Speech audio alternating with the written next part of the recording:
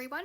This will be chapters 8 and 9 of Quirk Class Thaumiel, written by Patchwork Life and read by Insect Overlord.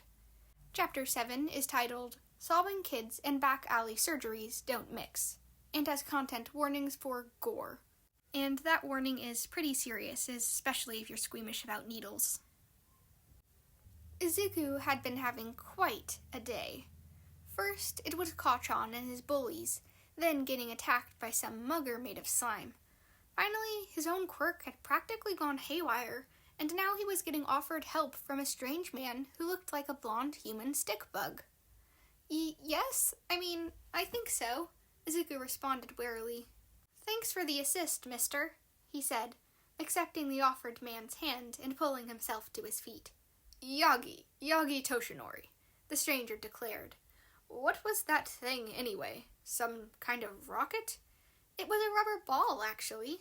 At the sight of Yagi's confused expression, Izuku rushed to clarify. It's my Quirk. I summoned it, and it just kept bouncing. That thing was a child's Quirk? All Might thought to himself, discreetly massaging his now bruised knuckles. It felt like one of Star's Tokyo smashes. A fine Quirk, Yagi declared. Say, you ever think of becoming a hero? A Quirk that strong could be invaluable to the business. Izuku gaped at the man in shock. 14 years of being called creepy or useless, and after one interaction, a total stranger called him hero material. It almost seemed too good to be true. Does he really mean it, though? Izuku pondered. Do I mean what, young man? Yagi asked, confused. Oops, I was mumbling again, wasn't I? Izuku thought, in his head this time. Izuku grabbed his pant legs and gripped them tightly, staring at the floor. After a moment, he seemed to gather his courage and looked up at the man across from him. Do you really think I can be a hero with a Quirk as scary as mine? Izuku demanded. Yagi paused, then looked thoughtfully towards the sky, staring at the patch of sky now devoid of clouds. Hero work isn't just about power, kid. It's about the heart. Yagi looked around and leaned in to whisper at the teen. You can keep a secret, right? Sure, Izuku shrugged, proving that time didn't mend his inability to recognize stranger danger. The old man lifted the edge of his shirt, revealing a massive scar.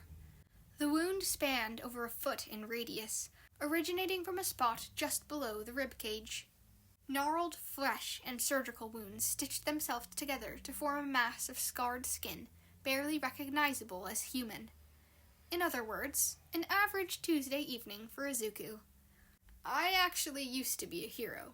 Then I got this wound and had to retire soon after, Yagi explained.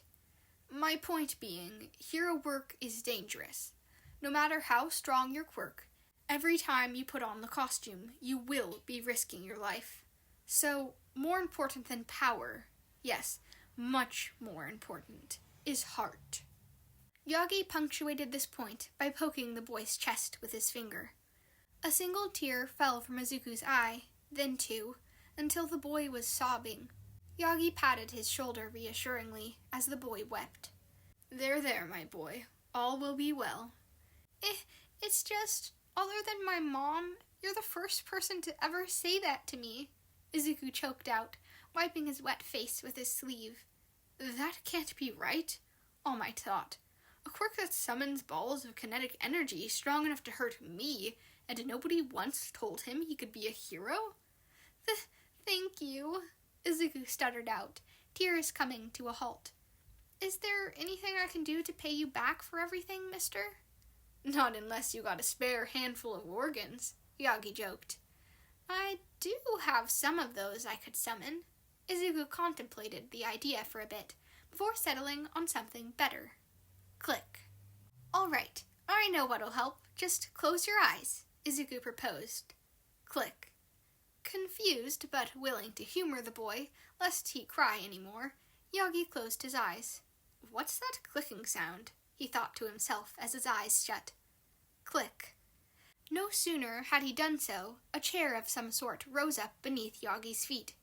The man's eyes snapped open to find himself reclining in an antique dentist or barber's chair.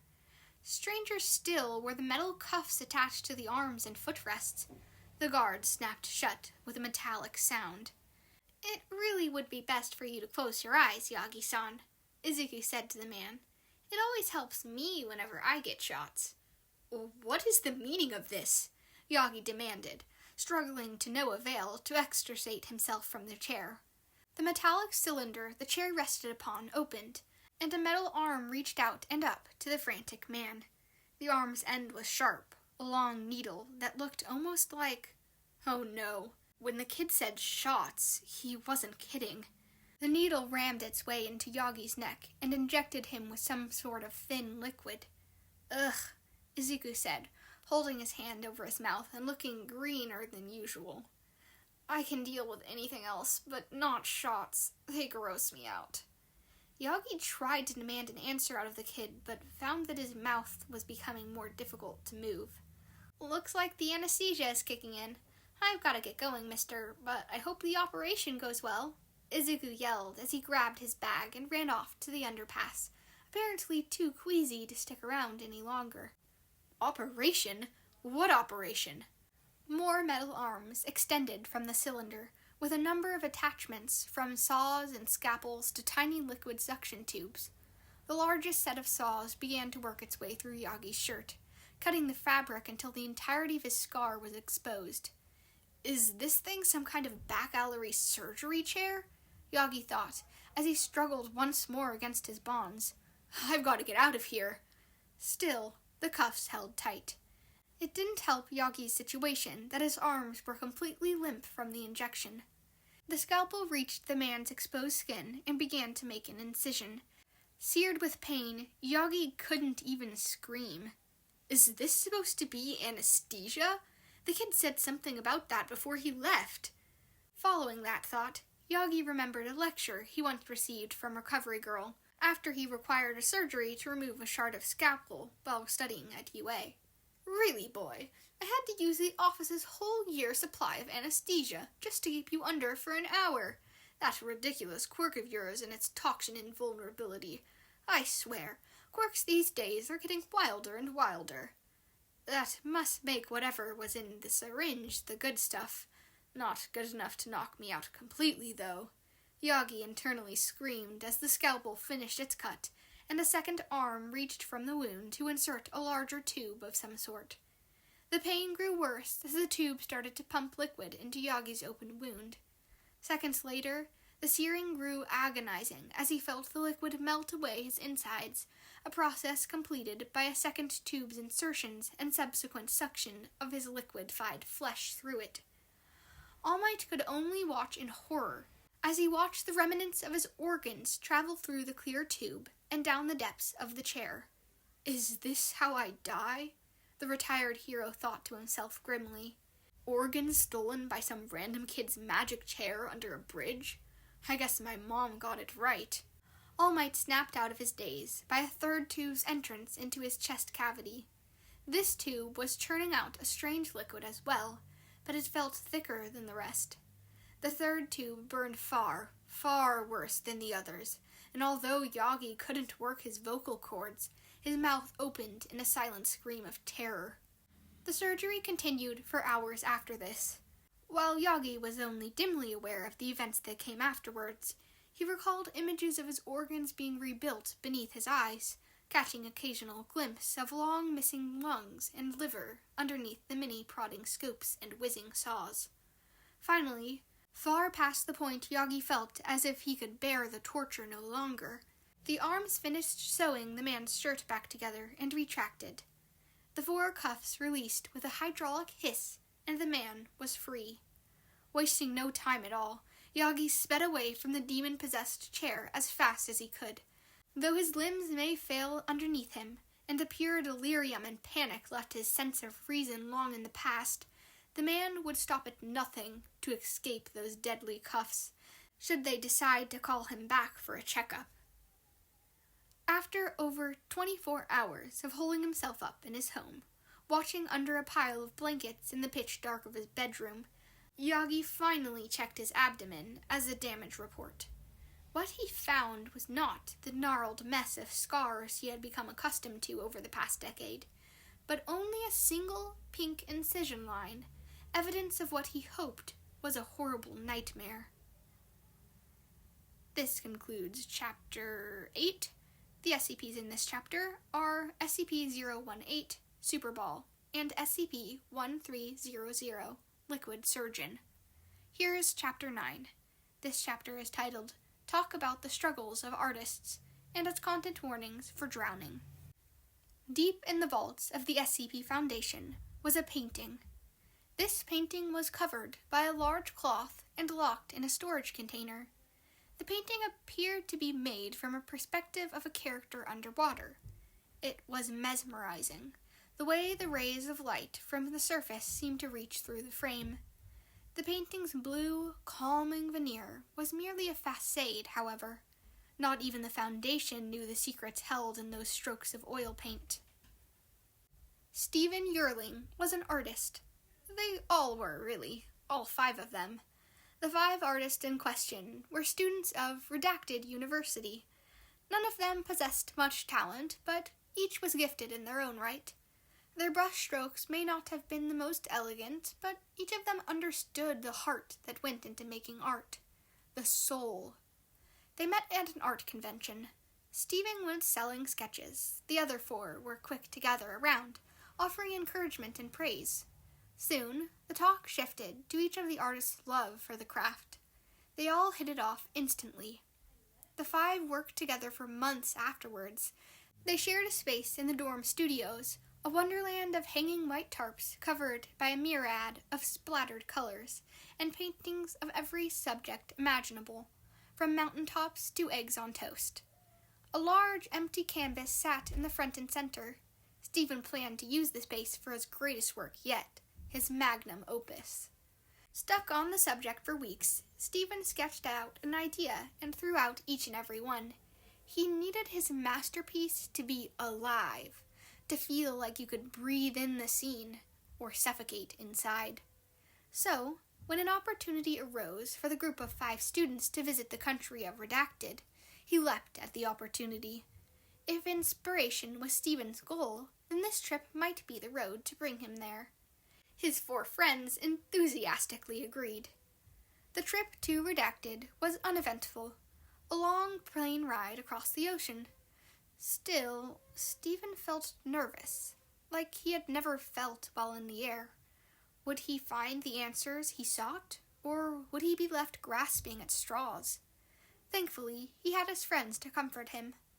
Living in Redacted was a wonderful experience, truly all sunshine and daisies. Until it wasn't. But that's how these things usually go, isn't it? Peaceful times come and go, like the shifting of ocean waves. "Grab on tight!" a voice screamed through the howling winds. As time went on in his temporary new home, Stephen noticed changes, upheavals. First, it was the police. More officers seemed to surge into the quaint town every day. Then it was the gossip. Rumors spread like wildfire of political upheaval and instability. Still, Stephen focused on the peaceful life he now led. It's just politics, he thought to himself. All will pass. An orange figure was tossed into the waves. Their life-saving device held the body above the waves, but that simply wasn't enough to stop the relentless sea. The government was overthrown. Guns fired in the streets, as chanting and screaming could be heard outside. A certain dark room occupied by a group of students was consumed with a quiet resolve to escape. "Stephen! Where's Stephen?" a frantic voice called. The wind was its only answer. The 4 students ran to the beach. Their entirety life savings were caught up in this opportunity for freedom. They expected to see a boat, but were met with only a dingy raft. Gunfire sounded behind them. The group looked over at each other and made the silent decision to get abroad anyways. 3 blots of orange stained the dark, calm seas. The raft drifted across the sea. There were only 3 life vests abroad, and Stephen drew the short straw. "We're all in this together," one student declared, paddling a little faster, with more urgency. Dark clouds were on the horizon. The storm came out of nowhere. One second, the air was clear, and the next, the wind began to blow, and thick, heavy drops of rain tore through the air. The four huddled together, lighting as their only means to see the oppressive darkness. The waves tossed the raft to and fro, until all of a sudden the raft split. The four were dumped into an unforgiving, rough sea. The three held afloat by vests thought themselves lucky, but Stephen suffered the least among them. The vests held their victims above the water, waves crashing into their faces as they dipped under the wake again and again. Their drowning was a slow and painful one. Stephen sunk down. Further and further he sank, until all visible light had disappeared, and the only feeling remained was cold. As if by miracle, rays of sunshine seemed to shine down on Stephen. They glittered and danced through the waves, casting beautiful reflections down on the sky above.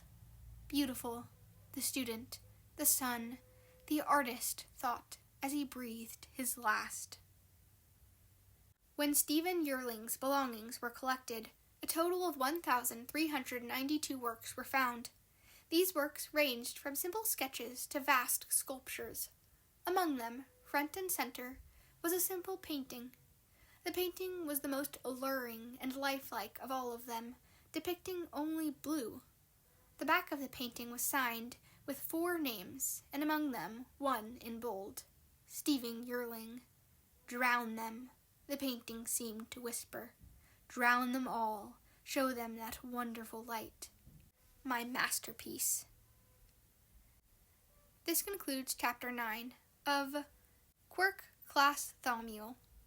The SCPs in this chapter are SCP-151, The Drowning Painting.